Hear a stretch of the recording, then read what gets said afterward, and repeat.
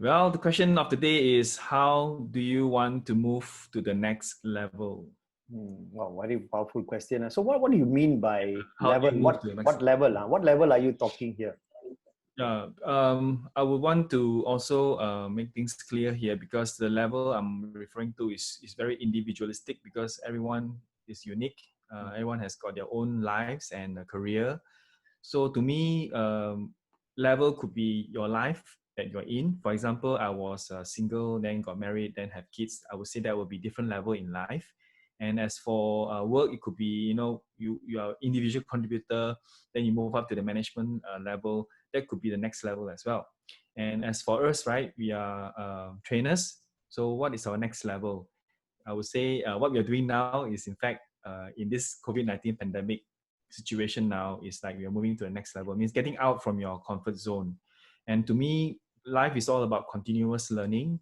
There is no, I would say, there will be rest stops. Like you're driving on the highway. There's no specific, I would say, end. Is ongoing. When you reach there, there's another, a place that you want to go to. So that will be, to me, next level, next destination. But there are people who say that, I'm already happy with this current level. Why do I need to move up? I mean, do you have any answer for that? Well, I would say, if you're happy with your life, then which aspect of your life you're happy with?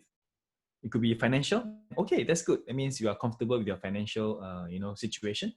But how about the other side? Your health, your relationship, your friends. Yeah, there are different aspects in life, right? So if you're happy with one aspect, then that's good. Then just maintain, sustain. And of course, there are a lot of effort you need to put in to sustain as well. Yeah. I think a lot of us like to live in comfort zone, mainly because of probably fear. And I remember that as a primary school student, I used to say to my friend Jason, I said, just maintain our level, because we were in B class. Because our school got A class, B class, C class, D class. So we always keep ourselves in B class. Don't want to do so well, because if you go to A class, even though the marks can be higher, but then your position in the A class probably about 30 or 40 something.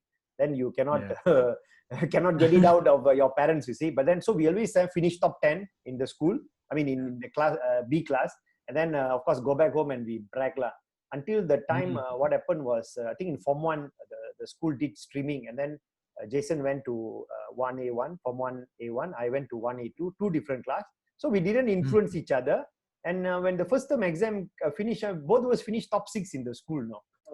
So I think that is why the level, because we always very comfortable, and then and sometimes we don't want to grow, and then we always short sell ourselves. We think that so much pressure, this and that, but actually our talent and potential didn't really come out lah.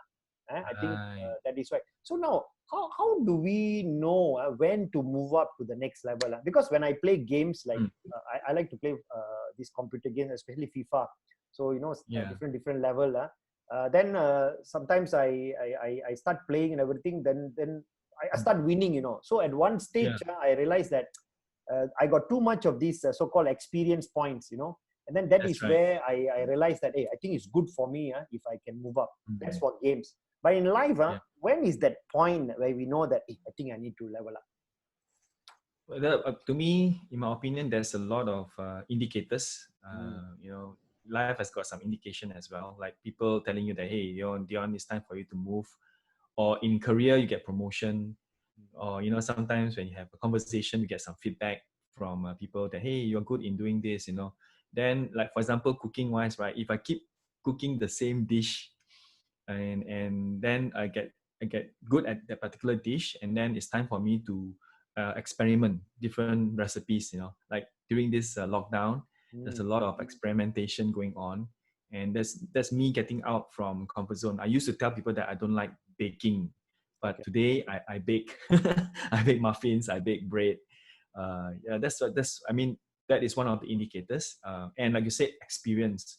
And when you're comfortable with let's say, for example, as a trainer, you're comfortable with a lot of local training, and of course we want to do our best, and there will be some element of some fear, because we want to give our best, right? That's our body giving us feedback that we should give our best. But then again, when you are doing this particular topic and you are very comfortable with the topic, then it's time for you to move on to the next level, intermediate or advanced. Yeah, doing more research, putting in more different varieties into your training, and maybe more people, reach out to more people. Hmm. I just want to ask you this, like say, if you want to move up to next level, do you think clarifying your purpose would be helpful? Yeah, definitely. When especially when you are curious. This afternoon I was I was browsing through Khan Academy and I signed up for a course on entrepreneurship.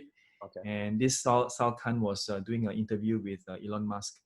And this guy is really brilliant because he's very curious and he has got a bigger purpose, for humanity. And with that purpose, right, he has come up with a lot of things that he is not really familiar with, but yet he's able to venture into it by being curious, by reading a lot, by just doing it, being involved. So to me, yeah, if when you have a trigger or when you have a purpose, intention, and that intention is a very big picture. For example, I believe you were saying that in your life you want to travel to how many countries, 100 Ravi? country, 100. Yes, that's right. That's why when you have that particular goal, right, then you become like, hey, how do I do it? How do I do it? So you move on to the next level, next country, next country, next country. So that's how we do it, I believe.